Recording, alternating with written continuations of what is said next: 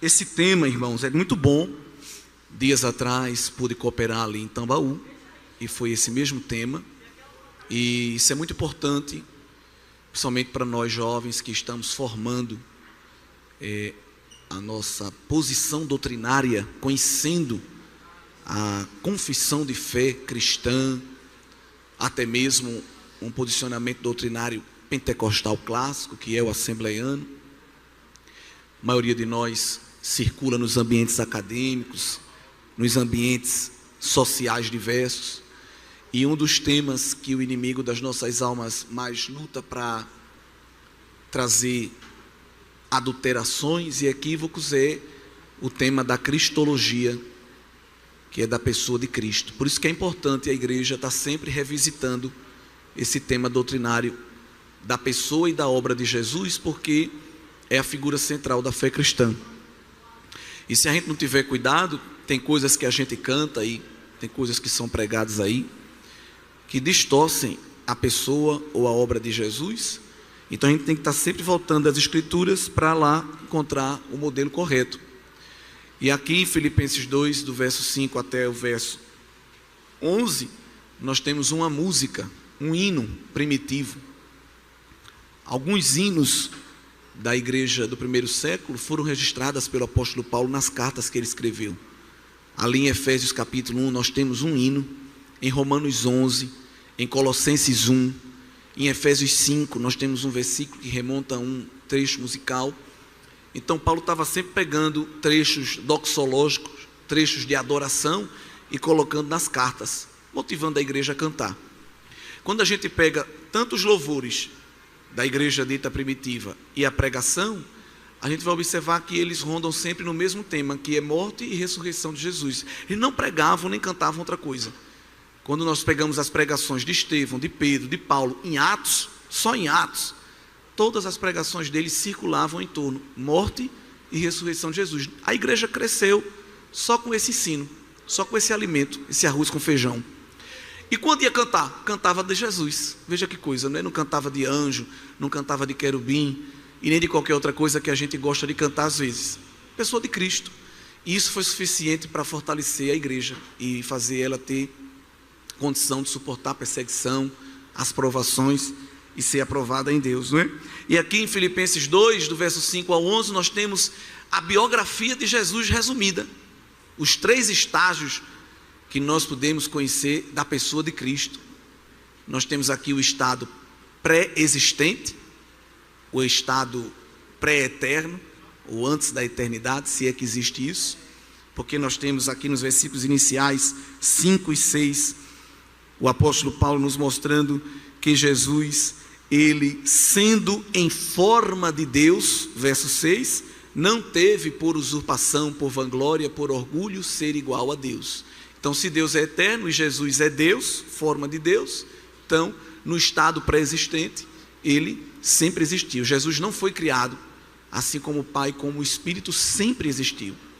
Isso coaduna com um trecho inicial do Evangelho escrito por João, bem conhecido, João 1. No princípio era o verbo estava com Deus, o verbo era Deus. O verbo ali com V maiúsculo é Cristo, o Logos é eterno, a matéria-prima da criação. João diz que sem Cristo, sem Ele, nada do que foi feito se faria. Isso se confirma em Colossenses 1, quando Paulo diz que Ele é o primogênito da criação. E por Ele tudo se foi feito, e nele tudo se sustenta, e nele tudo se consumará. Combina com Romanos 11, quando Paulo diz que porque dele, por Ele, para Ele são todas as coisas. Então Ele cria, Ele sustenta, e Ele consuma a criação. O mundo busca estudar as origens da criação, mas a Bíblia dá a resposta, não só das origens de quem criou, mas a Bíblia também ensina quem mantém, quem é o mantenedor do universo e quem também vai concluir, porque Deus ainda está operando a criação, porque ela foi borrada, distorcida, obstacularizada pelo pecado. Então ela vai ser refeita, reorganizada, e isso vai ser feito através do Filho. No versículo 7, 8, nós vamos ver o estado encarnado de Jesus. Jesus sempre foi Deus, mas nem sempre foi homem, se tornou homem. Era necessário tomar a forma de homem. E isso foi discutido com o Pai e com o Espírito na eternidade. Porque na presciência de Deus ele sabia que o homem, ele permitiu. Se o homem não tivesse pecado, o plano da redenção também não ia entrar em cena. Então, aparentemente, a queda, o pecado foi algo ruim, claro, mas possibilitou a revelação do plano mais lindo de Deus, que não era uma espécie de plano B, porque Deus não foi surpreendido pelo homem, sempre foi o plano original de Deus. Vamos criar o homem à nossa imagem e semelhança. Vamos colocar nele a nossa impressão moral e ética, mas devido à rebeldia de Satanás e alguns adeptos, o pecado vai seduzir o coração deles. E a gente não pode deixar como está. E nesta conversa eterna, o Pai pergunta quem se disponibiliza aí, e nós vamos observar que não é o Pai, Deus Pai, que diz a Jesus, você vai ter que ir lá. O Filho mesmo é que toma a iniciativa. Jesus, ele mostra nos evangelhos que ninguém ia tirar a sua vida se ele mesmo não a desse. O texto bíblico diz que ele entregou-se a si mesmo. Não foi ninguém que entregou Jesus. Jesus tomou a iniciativa e disse ao Pai, eu resolvo a bronca. Conte comigo. Agora eu quero deixar também com o Senhor algo aqui ajustado. Porque quando eu aparecer encarnado e o povo começar a interagir comigo, vai gerar um vínculo de ligação muito forte. E depois como é que eu volto? Eles vão ficar com sentimento de orfandade. Porque o pai tinha dito ao filho, tá bem, você vai, mas você não vai ficar lá. Você vai, cumpre a tarefa, quando concluir, eu lhe trago de volta. Porque você para ir vai ter que se despojar da glória. Mas você não vai ficar despojado dela para sempre. Eu vou devolver, eu vou ressarcir. Eu vou lhe devolver essa glória que você vai abrir mão. Disse, pois é, mas vai haverá um vínculo. E como é que vai ficar essa questão do vínculo? A gente vai quebrar abruptamente? Então, pai, eu vou, faço a obra e volto. Mas eu quero um igual a mim lá. Eu quero um substituto da mesma natureza para ficar com o povo. E este outro é o Paráclitos, o Consolador, que não podia ser anjo, porque anjo já é inferior. E o filho disse ao pai, eu quero um igual. Então só podia ser a terceira pessoa, que era o Espírito Santo de Deus, que foi derramado para, neste intervalo entre a primeira e a segunda vinda de Cristo, suprir esta ausência corpórea de Jesus. Porque o verso de número 9, 10 e 11 nos mostrará o último estado de Jesus, que é o que ele está agora, o estado exaltado. Não é isso? Jesus se tornou homem e nunca mais deixou de ser. Isso aqui é doutrina bíblica pura e sem mistura. E é muito bom porque nessa manhã de estudo bíblico dá para a gente trabalhar essas questões que geralmente a gente às vezes deixa até passar. Jesus se tornou homem e nunca mais deixou de ser. Já nos primeiros anos da igreja, algumas heresias quiseram distorcer este ensino bíblico. Haviam correntes que diziam que Jesus só era Deus, não era homem. Outras correntes diziam que ele era homem, mas não tinha nada de Deus. Outras diziam que ele era uma espécie de semideus. Quando ele se tornou homem, ele perdeu um pouco da sua divindade. Jesus não perdeu nada da sua divindade, nada da sua onipotência. Ele perdeu da glória. Porque o verso de número 5, Paulo convida a gente a ter o mesmo sentimento de abnegação e de renúncia que Jesus teve. Porque não é fácil o que Jesus viveu. O verso 6 diz que ele tinha por forma a forma divina, mas ele não teve por vanglória, não teve por orgulho. Há uma tradução que eu gosto que diz que ele não considerou sua existência numa forma igual a Deus como algo a se apegar. Nós nos apegamos a cargos, sejam eclesiásticos ou seculares, nos apegamos a posses, às vezes uma roupa, um sapato. A gente tem dificuldade até às vezes de doar para um irmão mais necessitado. A gente só quer doar quando o sapato já está aberto, quando a roupa está rasgada. A gente diz, vou doar para alguém. Não, se não serve para você, não serve para outra pessoa. Nós somos apegados demais, não é? A títulos, a posições, há honrarias, e ficamos com os nossos queixumes, com as nossas chorumelas pelo canto, quando nós perdemos uma posição, saímos do primeiro banco para o terceiro, saímos da ponta para o meio, como se a vida cristã fosse um jogo de futebol, que se eu estou no banco de reserva, eu fico tristinho com o treinador, porque ele me substituiu, não é? E o reino dos céus, ele promove justamente isso.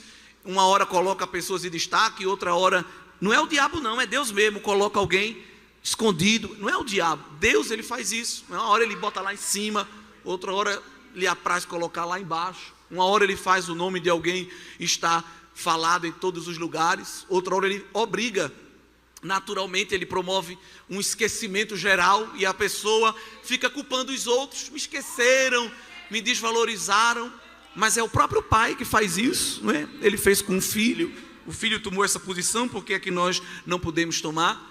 Foi ele que colocou João Batista em destaque, mas foi ele que depois tirou João Batista, e ele saiu à francesa para colocar Jesus em destaque.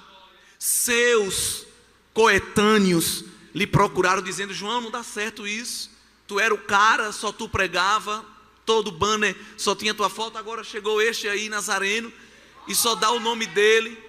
E João disse: eu passei a vida toda dizendo a vocês que eu estava apenas preparando o caminho e que ia vir um maior do que eu falei o tempo todinho. Que dificuldade para vocês entenderem isso.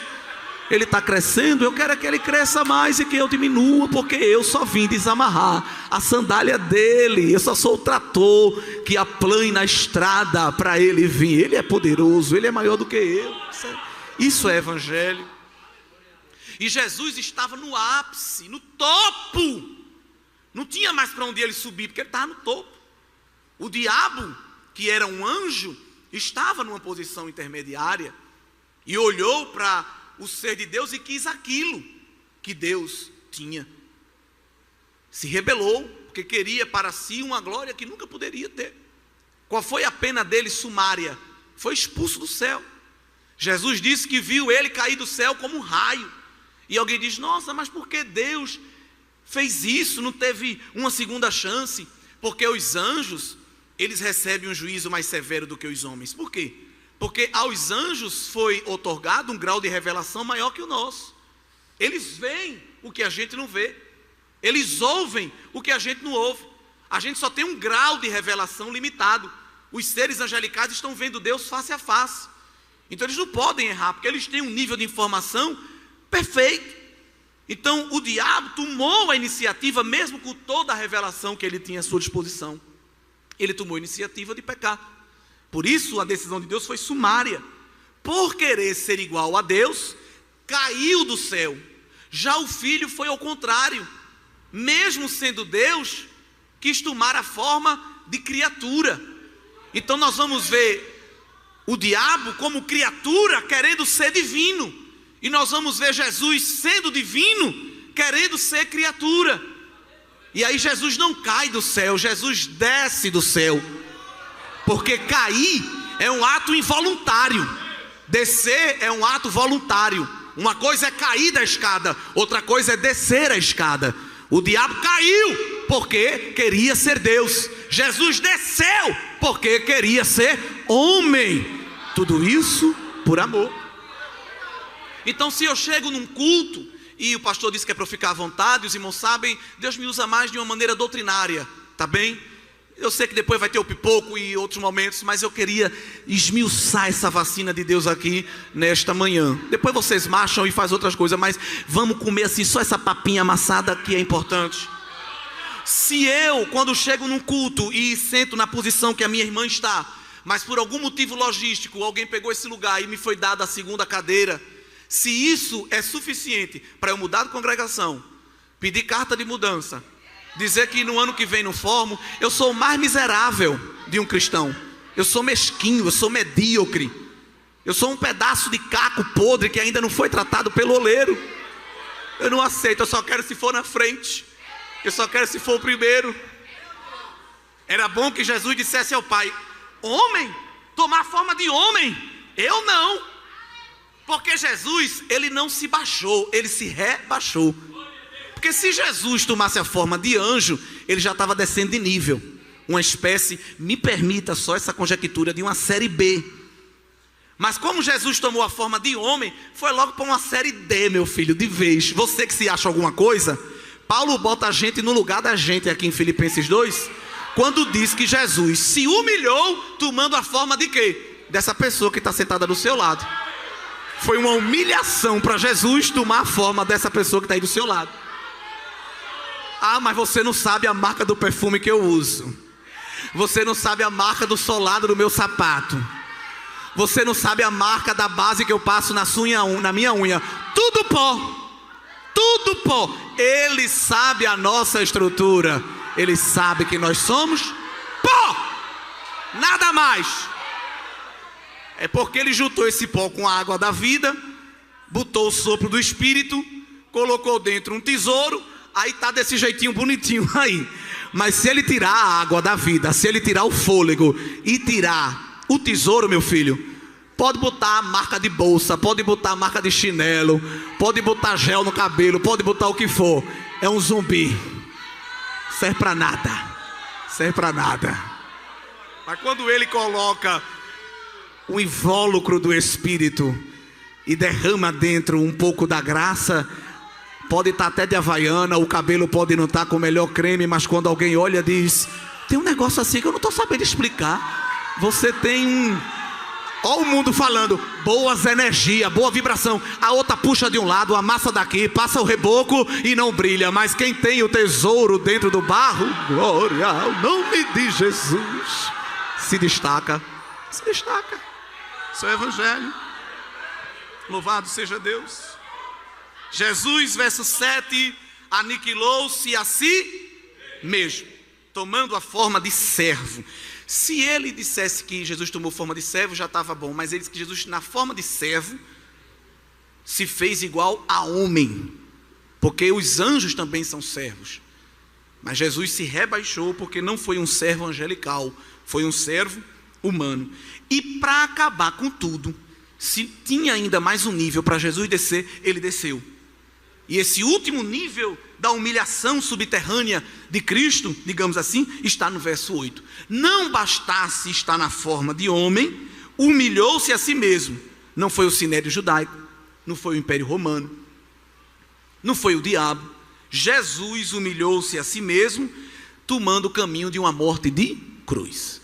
E a lei mosaica, em Deuteronômio, ensina que quem morresse em cruz era maldito. Então Jesus tomou para si a maldição. É importante salientar que Jesus tinha que vir cumprir o sacrifício por nossas vidas, satisfazendo a ira de Deus. O modo que Jesus ia morrer, tirando a questão espiritual, poderia ser qualquer um, desde que ele morresse numa questão isenta da esfera espiritual. Se fosse para satisfazer a ira de Deus apenas, Jesus poderia morrer de qualquer maneira, entregar o seu corpo, derramar o seu sangue. Mas ele escolhe a morte de cruz para justamente descer ao mais baixo nível moral. Porque uma pessoa no mundo, ela baixa o nível moral pecando, cometendo erro, causando escândalo. Aí a moral dela vai lá para baixo. Mas como é que Jesus ia conseguir descer a moral lá para baixo se ele não ia pecar? Isso é um grande mistério. Porque Jesus ia vir como cordeiro imaculado, sem mácula, sem mancha, sem escândalo nenhum. Então como é que ele ia? Qual era a página que o nome dele ia aparecer de um grande escândalo? Não ia. Então como é que ele ia se humilhar ao mais nível baixo? Escolhendo a morte mais maldita numa cosmovisão judaica. E por isso que Jesus morreu na cruz.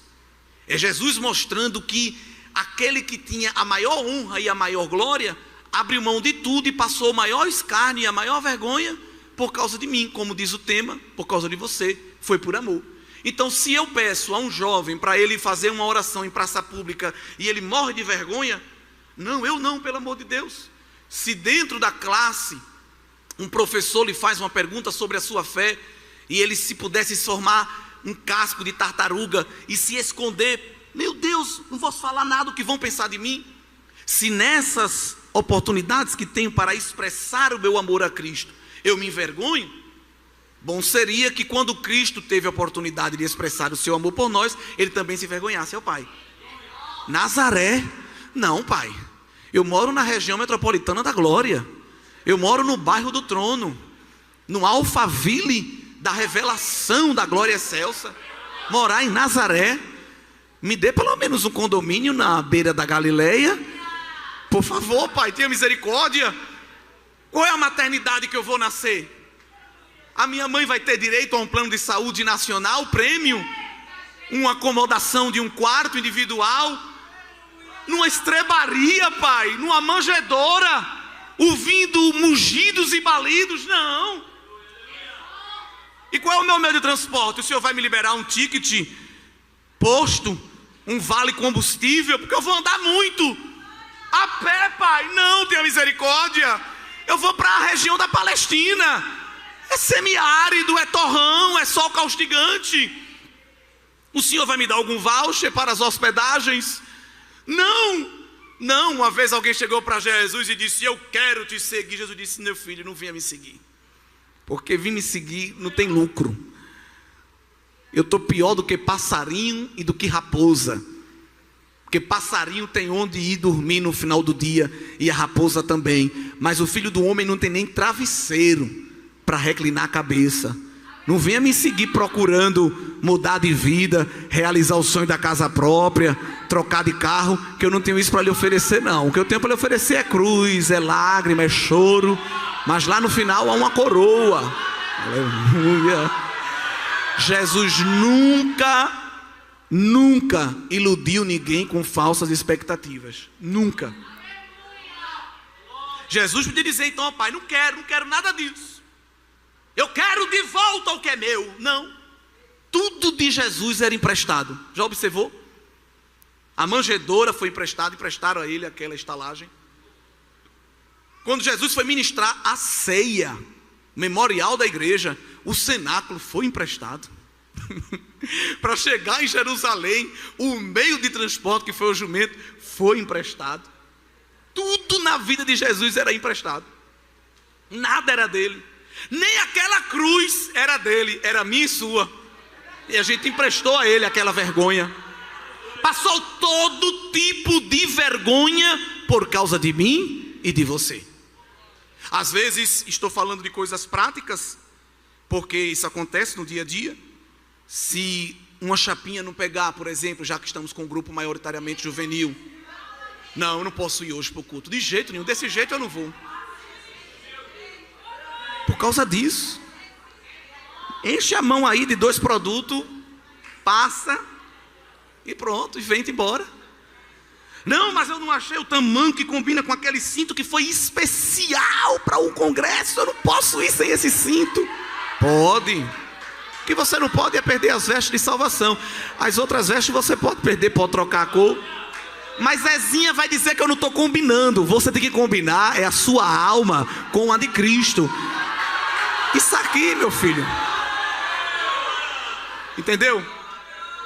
Mas é porque agora tem mídia e a menina passa fotografando. Você tem que preocupar é com a mídia do Espírito Santo, que lhe fotografa toda hora. Quando, eita glória, quando ninguém vê, ele está te vendo. É ele que você tem que agradar, irmão. 3h30 para alinhar um cabelo, e se dobrar o joelho 5 minutos tem cãibra. 2 horas segurando um pente e um secador, mas se ficar 5 minutos cantando medley, ai, dá para mim não. Tá morto e não sabe. Imagina se Cristo olhasse para a sua rota e dissesse ao Pai: não, Pai, é muita vergonha, é muito opróbrio, é muito desprezo. Quero não. O Senhor vai pelo menos mandar uma irmã vendedora da Natura me abençoar com um kit cosmético para eu cuidar da minha pele? Não. Não, porque Isaías 53, que é bem conhecido nosso, se vocês não tiverem nenhum problema em abrir, vale a pena. Isaías profetizou sobre o padrão estético de Jesus. Olha, o padrão estético de Jesus foi profetizado por Isaías centenas de anos antes. Se Jesus chegasse num culto aqui, Jesus homem, antes da sua exaltação, ninguém ia correr. Nos dias atuais, ninguém ia correr para tirar uma foto com ele. Nos dias atuais. Se ele chegasse aqui em João Pessoa, Mangabeira, num culto agora, talvez se ele sentasse ao lado de alguém com muita elegância, ia se afastar uns centímetros. Se Jesus se transportasse para esse contexto midiático, que supervaloriza os cosméticos, o reboco, como a gente. Porque Isaías profetizou no capítulo 53 e no verso número 2, que Jesus, ele vinha como uma raiz de terra seca, que se você fizer assim com o pé, ela morre. Não tinha parecer, nem formosura. E olhando nós para ele, nenhuma beleza víamos para que o desejássemos. Esteticamente, Jesus não tinha nada que atraísse. Eu até pregando esses dias disse que se Jesus chegasse num círculo de jovens, meninas, nenhum olhar para ele e dizer: eu quero casar com este homem, é o homem dos meus sonhos. Não, fisicamente não. O verso de número 3, Isaías ainda desce mais um nível, diz que Jesus era desprezado e o mais indigno entre os homens, e os homens escondiam um rosto e não faziam dele caso algum. Então esteticamente Jesus não tinha nada para chamar a atenção. A demora era só ele abrir a boca. Agora quando ele abria a boca, aí as multidões diziam: que homem é este? O que é isso? Que palavra boa, a gente quer ficar perto. Eita glória. Em João 6, o Sinédrio mandou uns capangas prender Jesus. Quando chegaram lá, era esse Jesus sem formosura que estava pregando. Não tinha gravata cintilante, não tinha sapato de couro de jacaré, não tinha terno de lantejoula prateada. Mas quando começou a pregar, quem foi prender? Sentou no banco, começou a dar glória, começou a dar aleluia, recebeu a bênção apostólica e tudo, voltou lá para o covil das raposas do Sinédrio, e quando chegou lá, disseram: cadê ele? Você esqueceu de trazer ele. Não é isso não, é que o homem prega demais, você precisa ouvir. O homem fala coisas que ninguém falou, porque o salmista disse que a graça se derramaria dos seus lábios. Jesus não tinha aparência, mas tinha essência. Não tinha vitrine, mas tinha estoque. Não tinha cobertura, mas tinha recheio. Tinha conteúdo. Nós somos a geração da embalagem. A embalagem é bonita. A embalagem é bem que você olha assim: Jesus, o que é isso? É homem ou é mulher? É de bem ou é de mal? É da terra ou é de Marte? Você não consegue nem discernir de tanta coisa que nós temos na embalagem. Mas Jesus tinha uma substância, tinha um conteúdo, tinha um produto a oferecer, que ele era tão simples na sua aparência, que quando Judas combinou de entregá-lo aos algozes romanos, teve que combinar um código. Porque Jesus, no meio das multidões, não seria facilmente percebido. Eles disseram: Jesus é aquele que eu dei um beijo na face, aí vocês vão saber que é ele. Foi assim ou não? Porque quando Jesus estava no meio da multidão, fisicamente nada chamava atenção. E é isso que Paulo está dizendo aqui na carta aos Filipenses, que nós devemos ter este mesmo sentimento que havia em Cristo, que não supervalorizou a aparência. Ele tinha a aparência da glória, ele tinha uma natureza glorificada na eternidade, mas abriu mão, não da sua divindade nem do seu poder, abriu mão da sua glória, para estar no meio de nós, no meio de nós. E Jesus, a prova de que não perdeu a divindade nem a onipotência, que quando ele veio para a terra, continuou mostrando que era Deus com todo o poder. Tinha poder sobre as enfermidades, tinha poder sobre os demônios, demonstrou poder até na natureza. Aí os discípulos não aguentaram, porque quando viram ele falar para enfermo e o enfermo ser curado, ou para demônio e o demônio sair, tudo bem, mas falar com vento, eles nunca tinham visto isso. Falar com água. Até porque Jesus, quando quer, ele quebra as próprias leis fixas que ele estabeleceu na criação. Porque João 3, Jesus disse que ao vento Deus deu autonomia. Que autonomia? O vento sopra aonde? Onde é que o vento sopra? Onde quer. Deus deu na criação ao vento autonomia. Você sopra onde você quiser. A gente não sabe para onde vem nem para onde vai. Deus deu ao vento. Mas Jesus, que é criador, mantenedor e consumador, quando ele quer, ele quebra a própria lei que ele criou. Porque naquele barco o vento estava soprando aonde queria. Aí Jesus levantou e disse: ei, vento, vento, estás muito agitado, vento, cala-te. Que homem é este que manda até no vento e na água? Não era homem, era Deus. E você crê que ele manda na tua casa, que ele manda na tua parentela, que ele manda na tua vida, na tua mente, no teu coração, ele manda no teu futuro. Nós estamos abrigados debaixo da onipotência de Jesus para todo sempre. Glória a Deus. É este sentimento que Paulo quer que não só a igreja em Filipos, mas toda a comunidade dos cristãos tenham, de sorte que haja em vós o mesmo sentimento que houve em Cristo Jesus. Esse Jesus que abre mão de tudo para servir. Em Marcos 10, 45, ele diz que o Filho do Homem não veio para ser servido, mas para servir e dar a sua vida em resgate de muitos. Ele veio para servir. Então, quando eu olho para um irmão e faço um sinal, e ele sabe que eu estou fazendo um sinal para lhe pedir alguma coisa, e ele faz que não está vendo, essa pessoa não pode dizer que é um discípulo de Cristo. Não é isso? Ou quando eu convido alguém para fazer um trabalho: meu irmão, você pode trabalhar, você pode participar semana que vem do evento assim, se vir. A igreja: não, irmão, não posso que eu vou adoecer. Ou então: não, irmão, não posso porque vai chover. Vira logo meteorologista. E tem gente assim: vou ficar rouco, irmão, não vai dar. Nós não podemos dizer que somos discípulos de Cristo, porque Cristo tinha disponibilidade para o serviço. Tanto que lá em João 13, perto de morrer, viu? Inclusive, vocês leem Bíblia, só estou relembrando, não estou ensinando as coisas aqui essa manhã. Se tem uma coisa que Jesus fez perto de morrer, foi trabalhar. Irmã, cadê você? Faz 3 meses que não veio. Não, porque na última vez que eu fui, quando eu entrei, aquela irmã olhou para mim dos pés à cabeça. Eu estou muito ferida com isso. Meu filho, cadê você? Faz 6 meses que você não vem. Não, porque eu preparei um esboço para dar uma mensagem e o irmão me deu só uma saudação de 5 minutos. Estou muito amargurado. É uma cristandade de gelatina, de isopor, qualquer peteleco desfaz. Mas Jesus, perto de morrer, estava dando escola bíblica de obreiro, seminário para líder, visitando enfermo. Veja, podia dizer aos discípulos: olha, estou muito amargurado, olha como eu estou. Está chegando a minha morte, não estou para ninguém, estou offline, não aguenta, muita luta. Mateus 26 diz que na noite que foi traído, ele fez o quê? Instaurou a ceia.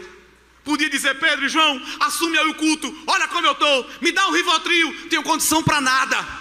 Perto da morte, mas trabalhando. Perto da morte, orando. Perto da morte, servindo. E você está muito melhor que Jesus e às vezes não quer fazer nada para ele. Temos que fazer muito mais.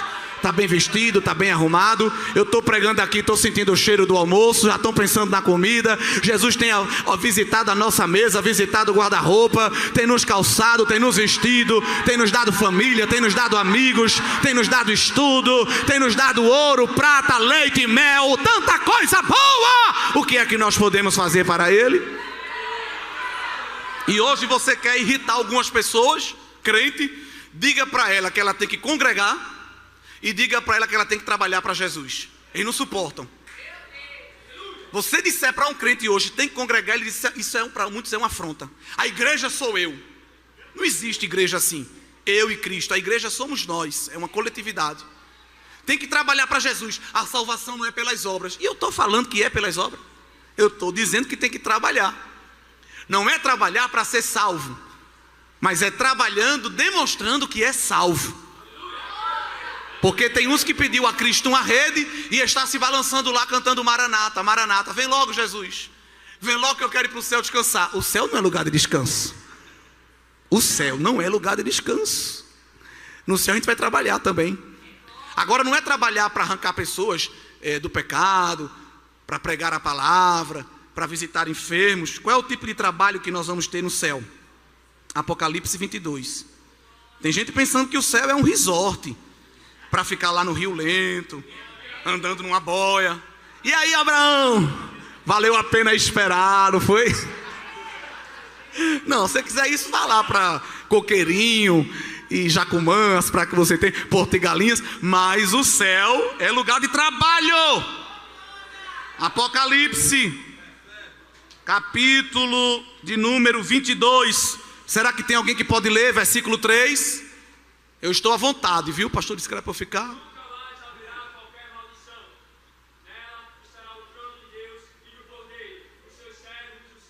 Obrigado, amado. Essa palavra aqui, os seus servos servirão, no original não significa uma ação pontual não, é uma ação contínua para a eternidade. A gente hoje tem que fazer um congresso 2 dias, 3, porque se fizer 5, o pessoal faz rodízio. Eu vou no primeiro, tu vai no segundo, tu me rende lá, porque eu só vou ter força para ir no 3º dia. Aí eu te rendo e tu vai no 4. Aqui é uma bênção que tem culto manhã, tarde e noite. Tem lugar que não pode mais não. Que é isso, irmão? Isso é fanatismo. Aonde é que a criatura vai chegar para Jesus na eternidade e dizer: Senhor, dê um pause. A gente está cultuando desde 6 horas da manhã. Já deu 6 horas da manhã e culto, e glória, e aleluia. Qual é a hora que a gente vai se banhar no rio da água da vida? Nenhuma. Porque os seus servos o servirão. O negócio é tão sério que Jesus sabe, e Deus, que a igreja ainda está se acostumando a esse patamar, porque Ele quer mesmo é a adoração da igreja. Mas tem irmão que, irmão, cadê tu? 11h30, ele está decidindo se vive ou morre ainda. 11h30 da manhã, tem gente que ainda está decidindo se levanta do coma, da preguiça. Aparece lá pelas 3 horas da tarde, botando defeito em tudo e em todos. Mas quer ir para o céu, ficar com Jesus. Como? Se quando nós chegarmos lá, nós vamos perceber que pelo menos há 4 seres ao redor do trono, cantando ininterruptamente: Santo, Santo, Santo, Santo, Santo, Santo. Não cansam de adorar, porque foram feitos para isso. E Deus também levará a igreja para se juntar com eles, para viver este serviço de adoração ininterrupto. Mas quando esteve na terra, Jesus fez o quê? Trabalhou, serviu. E Jesus encarnado é sinônimo de serviço. Jesus não mandava representante, ele sempre ia pessoalmente. E Jesus tinha representante, tinha 12, depois tinha 70. Se tinha uma coisa que Jesus podia fazer, é mandar representante e ficar só no quartel-general. Eu vou ficar aqui só esperando a cruz. Mas Jesus ia. Quando Jesus não ia, alguém vinha até ele. Ele não tinha descanso. Uma vez os discípulos arrumaram uma espécie de hospedagem, uma hotelaria, e disse: a gente conseguiu hoje juntar um dinheiro, hoje o senhor vai ter um dia de descanso, um day use aqui, só para relaxar. Quem foi que chegou lá? Viajante lá de terras gentias, a mulher Ciro-fenícia. Jesus está aí hospedado, né? Misericórdia, tá, mas não está para ninguém não, mas eu quero falar com ele. Jesus poderia dizer aos seguranças, discípulos: enxota ela, manda ela embora. Mas ele é servo, com S maiúsculo. Foi atender a mulher: diga, minha filha, o que você deseja? Eu vim pedir uma bênção. Olha só, nem no dia de folga. Eu vim pedir um milagre, porque eu deixei, um evangelista disse que era uma filha, outro disse que era uma criada. Eu deixei alguém em casa que está com uma enfermidade muito séria. Eu preciso de um milagre. Jesus disse: tem milagre para você não, minha filha. Uma resposta negativa. O que foi que a mulher fez? Correu para o Procon, disse que ia botar Jesus na pequena causa, fez um story para dizer: olha aqui o que ele acabou de falar para mim. Não, continuou insistindo: mas eu preciso de uma bênção, Senhor. Eu preciso de uma bênção que só o Senhor pode dar. Olha, eu vi aí no Instagram os rios, o Senhor operando aí nas comunidades, e eu vim porque eu creio que Tu és Senhor. Olha, era de outra religião, era de outro país, mas estava dando um show da fé ali. Eu vim porque eu creio que Tu tem poder para fazer. Jesus vem com a segunda palavra muito forte e diz: mulher, eu não vim senão para as ovelhas de Israel, eu não posso te dar nada. Silenciou. A mulher não aguentou, irmão. Se fosse outro, botava o dedo na cara, dava uma bofetada, empurrava: você não presta para nada. A mulher pediu, Jesus disse não. Pediu, Jesus disse não. O evangelista diz que ela vai e se prostra. se rende no chão. Tem gente que só se prostra se receber a bênção. Ela antes da bênção já estava adorando. Senhor, tem misericórdia, me dá uma bênção. Aí Jesus, com aquela terceira petição, ao invés de afrouxar, arrocha ainda mais o nó e diz: mulher, eu não posso pegar pão da mesa e dar para cachorro. Isso era um contexto teológico. Mas se fosse hoje: cachorro é você, não sei o que mais lá. Mas a mulher entrou na metáfora de Jesus e disse: eu sei o meu lugar. Eu sei que eu sou cão, porque eu sou de outra nação e de outra fé. Mas o Senhor está se esquecendo que até do que cai da mesa o cachorro come. Eu preciso de uma bênção. Eu preciso de uma bênção. Para os discípulos, Jesus disse: homens de pequena fé. Para os discípulos, Jesus disse: homens que não têm fé. Mas para a mulher pagã, Jesus disse: mulher, grande é a tua fé. Vai, leva a bênção, leva. Faça-se feito conforme a tua vontade. Sempre trabalhando. Perto de morrer, lá em João 13, nós vamos ter um dos episódios mais lindos de trabalho para Cristo, deixar impresso na mente dos discípulos e da igreja. Lá em João 13, nós sabemos que antes da refeição, eles tinham, os judeus, um ritual de purificação. E Jesus vai levantar-se da ceia e vai fazer agora este ato de purificação, que geralmente era feito anteriormente, mas aqui ele queria deixar uma lição.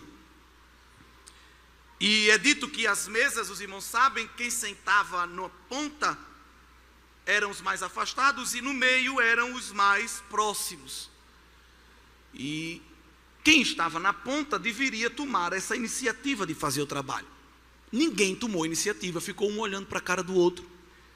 Até que Jesus vai, cinge-se com a toalha, pega a bandeja e vai lavar os pés justamente de quem? Quem é que ele escolhe para ser o primeiro? Pedro, João 13. E quando alguém não quer fazer, quando vê outra pessoa que tem uma certa posição iniciar, aí quer dar uma de humilde, como Pedro fez. Não precisa o senhor não, me dê, deixa que eu lavo. Olha, se era para você fazer, porque não tinha iniciado, não é? Não quer fazer, mas quando vê quem não era para fazer, aí diz: não, eu estou aqui para lhe servir, eu estou aqui para carregar a sua mala, estou aqui para lamber a sola do seu pé. Não, se é servo, disponível, não espera ninguém pedir para fazer. Você quer ver quem é servo mesmo? É fazer sem ser solicitado. Porque tem gente que só faz quando é solicitado para ganhar as honrarias, os créditos. Muito obrigado porque você fez. Fique de pé, queremos agradecer. Olhem todos aí a pessoa que fez. Jesus trabalha ao contrário com os seus servos. Ele quer gente trabalhando muito para ele sem ser visto, sem ser anunciado. Eu sei que essa é a nossa cultura, né? Estamos aqui orando. Olha, acabei de fazer um jejum. Estou aqui expulsando esse demônio. É a nossa cultura hoje. Mas a cultura do reino é diferente da cultura da terra. A cultura do reino continua dizendo que uma mão não deve saber o que a outra deu. E Jesus toma a iniciativa para ensinar os discípulos que quem serve a Jesus tem que ter posição de servo. Quanto mais degraus hierárquicos eclesiásticos subir, deve continuar como servo. Aí Pedro não quis iniciar. Quando Jesus vai fazer com ele o roteiro, ele diz: não, pai, não precisa, eu faço contigo. Jesus diz: não, se você não deixar eu lhe lavar, você não tem parte comigo. E Pedro, sempre exagerado, disse: então me lava logo, joga essa bacia na minha cabeça, me dá um banho completo. Não, também não precisa disso tudo não, viu? Porque Jesus não está atrás dessas declarações de amor exageradas e sensacionalistas. Jesus não está atrás de teatro. Não, eu só vou lavar mesmo o pé, tá bom demais. Só para você saber que o homem que me segue precisa continuamente estar purificado, perto de morrer e servindo, perto de morrer e trabalhando. Então a vida de Jesus foi uma constante entrega em favor dos outros. Aquele que estava acostumado a estar no trono, recebendo toda a adoração e recebendo todo o louvor. Agora, quando Jesus cumpre a tarefa completamente, quando ele sabe que o plano eterno que ele tinha com o Pai já estava concluído, Lá em João 17, ele faz uma oração, que é uma oração chamada de sacerdotal e muito ousada. Eu creio que só Jesus podia fazer esta oração. Não sei se tem alguém aqui que tem. Aqui tem muita gente boa, crente, homens e mulheres de Deus, mas eu não sei se tem alguém aqui essa manhã. Se tiver, pode até dizer: não, irmão, eu posso me encaixar aqui. Se tem condição de fazer esta oração que Jesus fez. Em João 17, verso 4, ele diz ao Pai: eu glorifiquei-te na terra, tendo concluído a obra que me deste a fazer. Agora, glorifica-me tu, ó Pai, junto de ti mesmo, com aquela glória que tinha contigo, antes que o mundo existisse. Jesus está dizendo ao Pai: eu fiz o que eu combinei com o Senhor que eu faria. Agora eu quero que o Senhor faça a sua parte. É por isso que eu estou perguntando se tem alguém aqui essa manhã que tem condição de fazer essa oração para Deus. Eu quero de volta o que é meu. A gente gosta de cantar isso, né? Restitui! Será que tem alguma irmã de oração, algum obreiro? Eu já quero dizer aos irmãos que eu mesmo não tenho condição. Se tem algum jovem, algum músico, algum cantor aqui que diz: não, eu posso ficar em pé e dizer ao Pai: o que era para eu fazer para ti, está feito, me dê minha parte. Não tem ninguém nessa multidão, nessa linda multidão, não tem. Mas Paulo quer que a gente desenvolva o mesmo sentimento de Cristo, que é o sentimento de quê? De tarefa completa. Tem um na terra que chegou a esse nível. Paulo, quando estava perto de morrer, não ficou correndo às pressas para tentar fazer o que não tinha feito, não. Escreveu uma carta dizendo: a minha carreira está completa, eu guardei a minha fé, eu cumpri o meu ministério, e agora eu estou como um copo prestes a ser derramado como oferta de oblação. Eu estou prestes a ser derramado como oferta líquida. A minha vida, Timóteo, está só uma gotinha, olha. Eu já vou embora. Mas o que era para eu ter feito, eu já fiz. E só estou esperando, ele pôde dizer isso, a coroa que me está reservada. Não só para mim, mas para todos aqueles que amam a vinda do Senhor. Então Paulo chegou nesse nível de Jesus, de ainda em vida dizer: completei o que Deus confiou para mim fazer. A maioria de nós ainda está tentando completar. Existe um grupo que ainda está tentando descobrir o que é que Deus quer que ele faça. Porque se você for para as redes sociais, nessas caixinhas de pergunta, o que mais tem é: irmão, qual é o meu chamado? Mas como é que eu vou saber qual é o seu? Por que a gente não sabe o nosso chamado? Porque a gente não está perto de quem chama. Se a gente ficar perto de quem chama chama direitinho e não deixa dúvida. O problema é que a gente não está perto dele na palavra, não está perto dele na oração. Aí fica procurando os gurus da internet. Qual é o meu chamado? O que é que Deus quer para mim? Procura uma vigília, procura uma consagração, um ciclo de oração. Bota a tua face no pó e fica lá, derramando tuas lágrimas. Deus, eu quero saber o que tu queres de mim. O que é que tu queres que eu faça? Eu não quero ser mais um no meio da multidão. Tu quer usar minha mão, meu pé, minha voz, minha mente? Onde é que tu queres me encaixar? Que ele vai marcar um encontro pessoal. Ele não vai mandar recado, ele vai pessoalmente. Porque quando ele chama, ele vai pessoalmente. E ele vai dizer o que quer. Ele não vai mandar recado, ele vai pessoalmente. Como ele foi para Jeremias, como ele foi para Isaías, como ele foi para Ezequiel. E tudinho, quando recebeu a presença dele, a pancada da glória foi tão grande que caiu no chão. Hoje, quando a gente recebe a glória, a gente pula.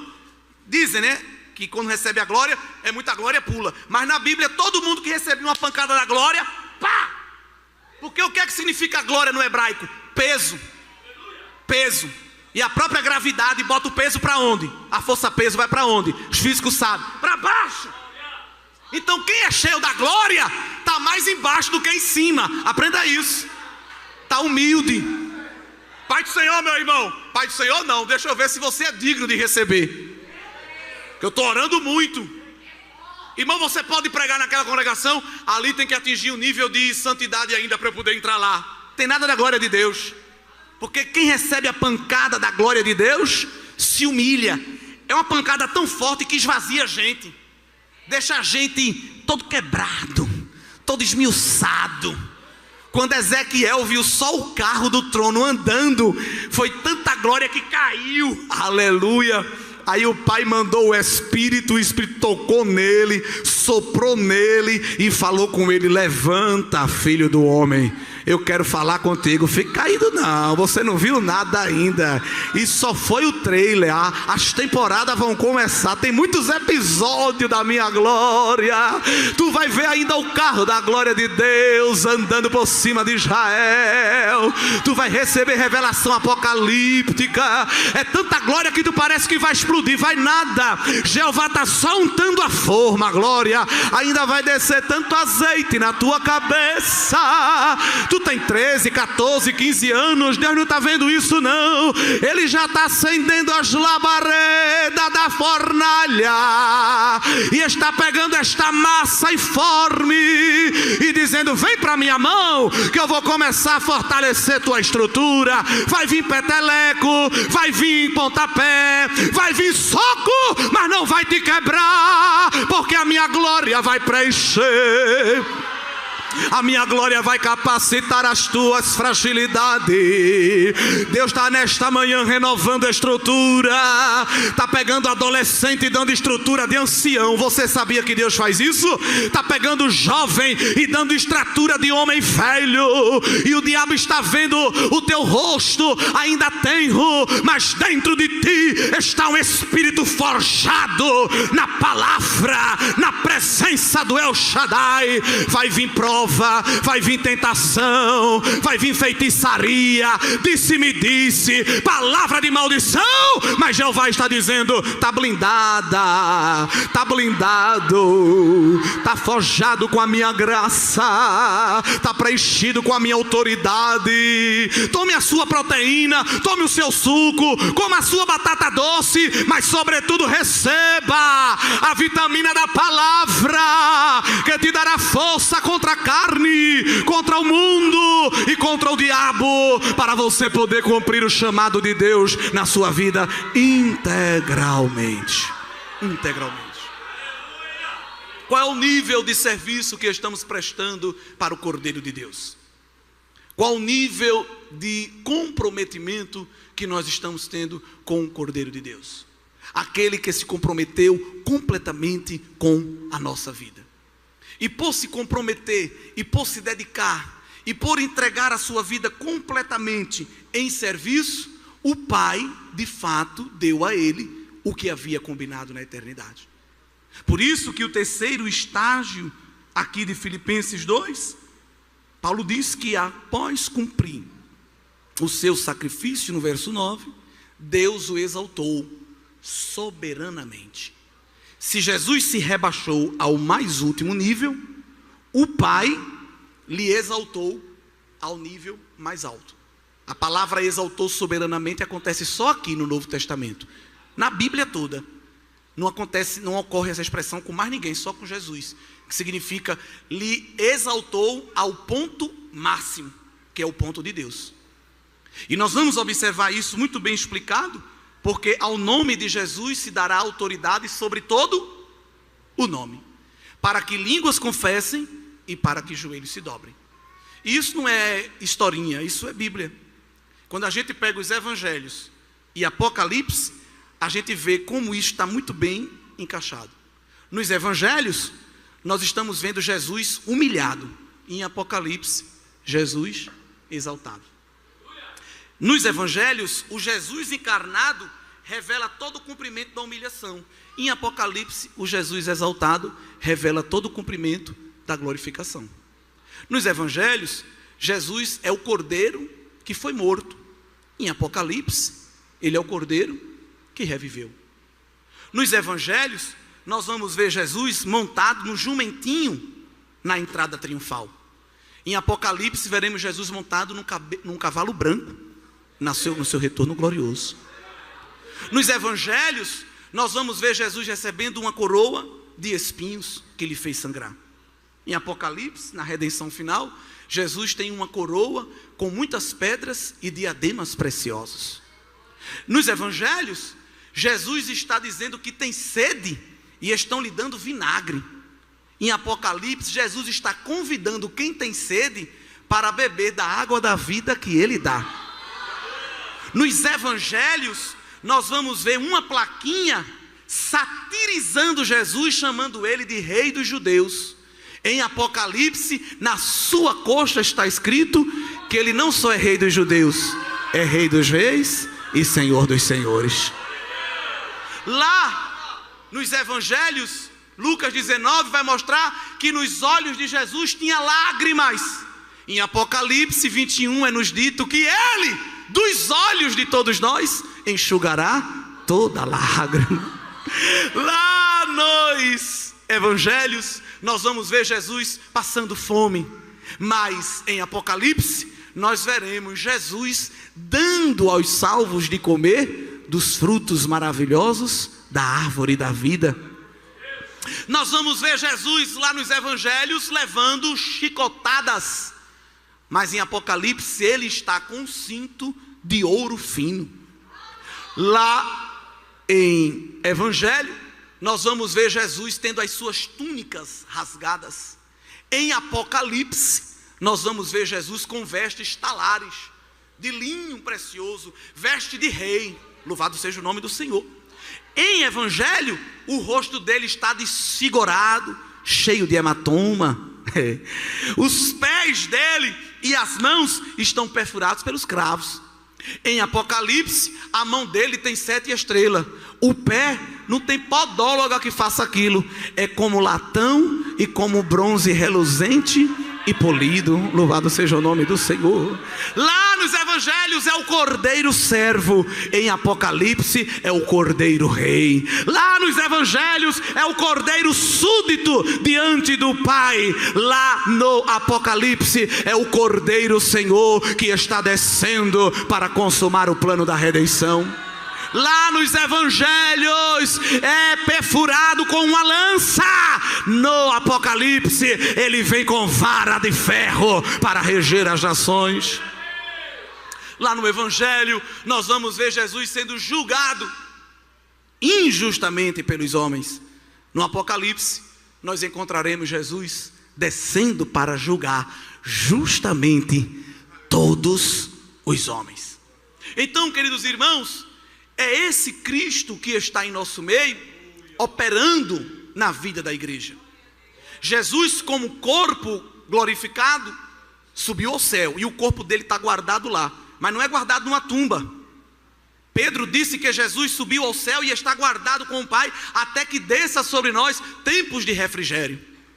Então Jesus não está numa tumba, ele está sentado no trono do lado do Pai, cheio de autoridade, porque o Pai devolveu a ele toda a glória e reafirmou a ele toda a autoridade sobre todas as coisas. E de vez em quando Jesus demonstra essa autoridade, respondendo às orações da igreja. Porque tem um mistério com Jesus, que ele faz o oposto dos outros. Como rei e como sumo sacerdote. Como rei, um monarca, ele sempre fica sentado. Quando ele quer expedir uma decisão, ele só estende o cetro. Um rei não fica em pé, ele sempre sentado fica dando as suas decisões. O Salmo 110, o pai profetiza para o filho: disse o Senhor ao meu Senhor, assenta-te à minha direita, até que eu tenha posto os teus inimigos por escabelo dos teus pés. Banquinho para descansar o pé. Deus vai fazer os inimigos de Jesus como banquinho para ele apoiar o pé. Então, enquanto isso não acontece, Jesus está sentado à direita do Pai. Como rei, os líderes humanos precisam gritar muito para ser visto. Jesus, como rei, resolve tudo sentado. Pode resolver sentado, mas ele é tão especial que de vez em quando faz questão de ficar em pé.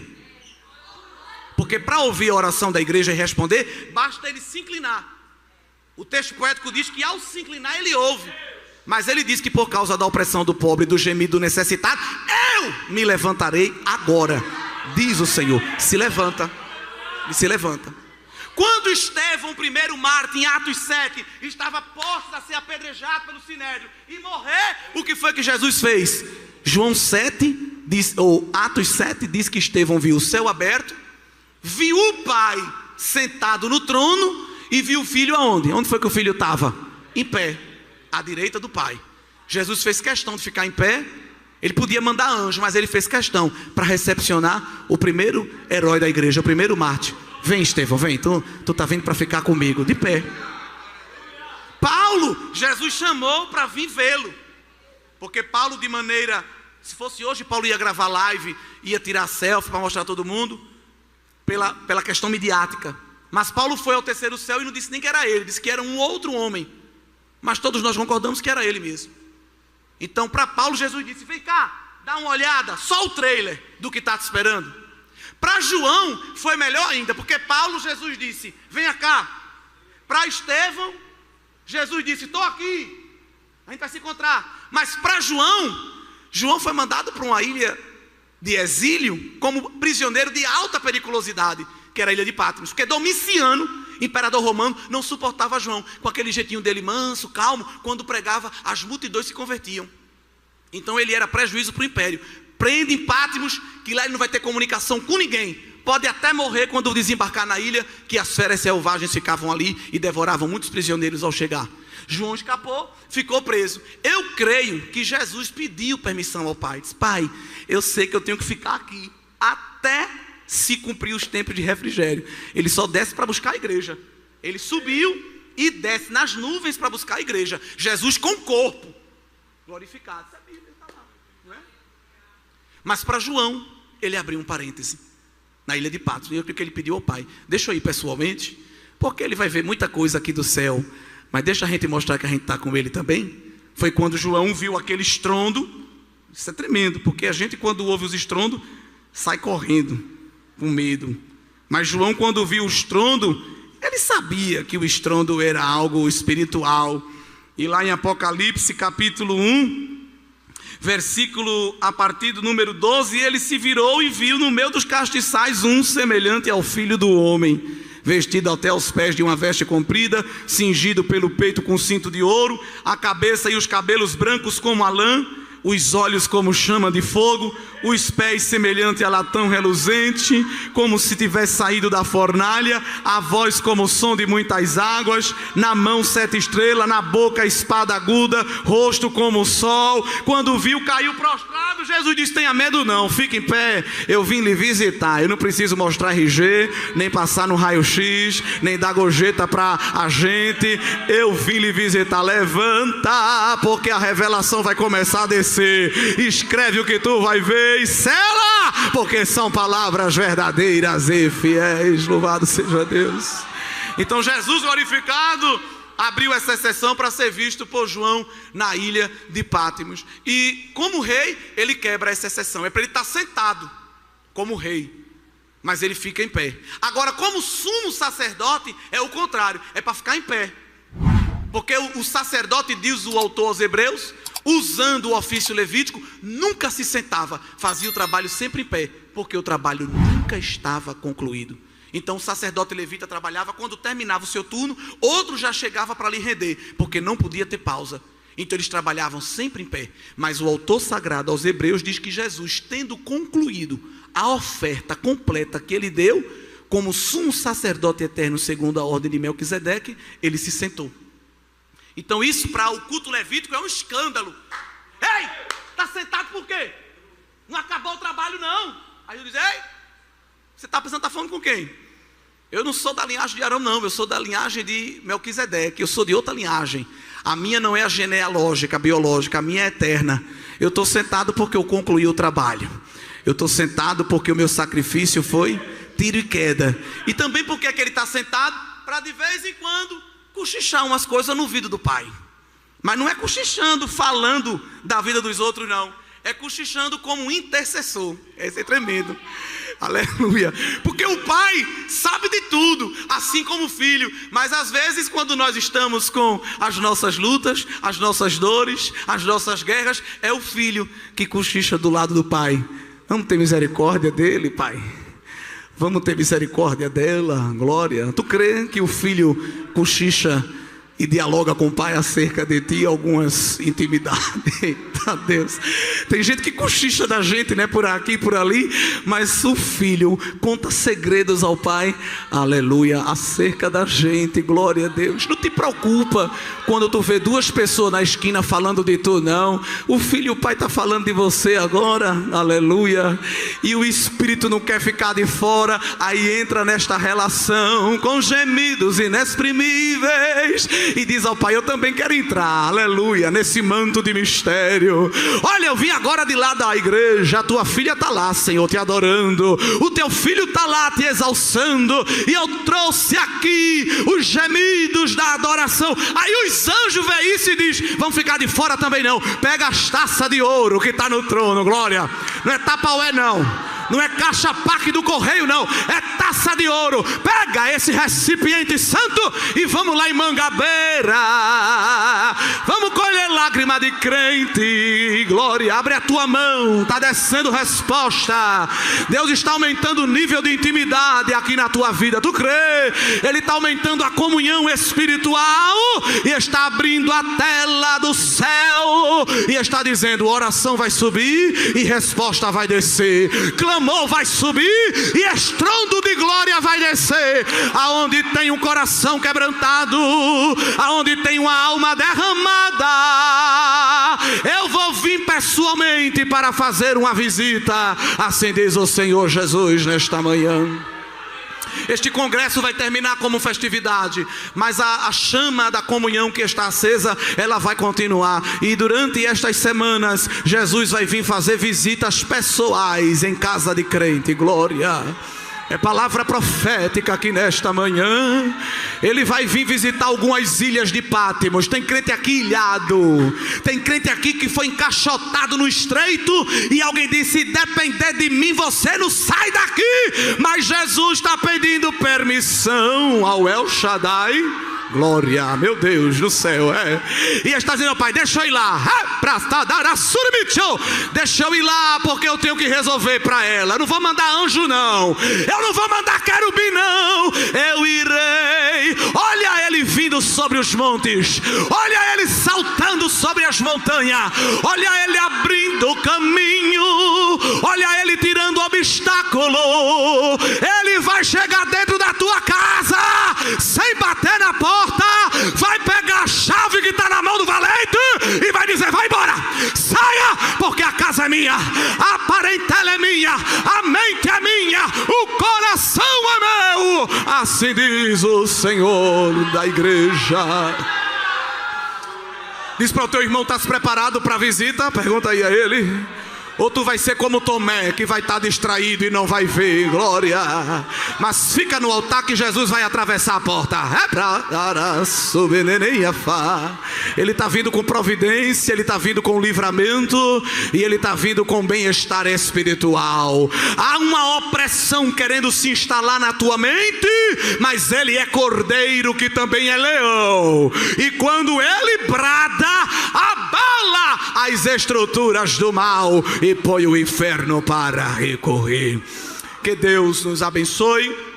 Com esta breve reflexão, relembro à igreja que nós precisamos mais do que nunca estar cantando e pregando que Jesus era Deus, se fez homem, mas foi exaltado sobre todo nome, e já já, com toda esta glória, com toda esta autoridade, ele vai abrir a atmosfera, glória. Eita Deus, andar sobre a face.